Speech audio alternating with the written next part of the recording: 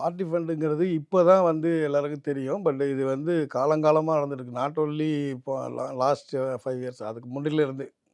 கிட்டத்தட்ட எனக்கு விவரம் தெரிஞ்சு நாங்க இந்த இண்டஸ்ட்ரியில வந்ததுலேருந்தே பார்த்துட்ருக்குறோம்.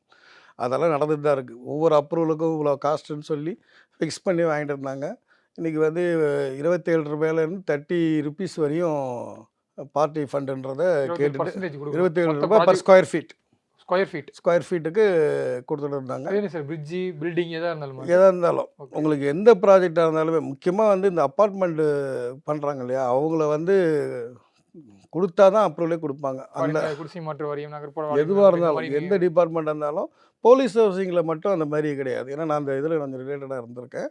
அங்கே வந்து அது ஒரு தனி நிறுவனம்ன்றதால அது டிஜிபி தான் வந்து சேர்மனாக இருந்தார். ஸோ அந்த இடத்துல வந்து ரொம்ப டஃப்பு. அங்கே இந்த அதை தவிர மீதி எல்லா செக்டர்லேயும் நான் பார்த்துருக்கேன். ஸ்கொயர் ஃபீட்டுக்கு ரூ. 27 25லேருந்து ரூ. 27 ரூ. 30 ஒவ்வொரு கட்சியும் ஒரு மாதிரி வாங்கும். நம்ம ஒன்லி டிஎம்கே கவர்மெண்ட்டை மட்டும் சொல்கிறோம். அதுக்கு முன்னாடியும் நடந்திருக்கு.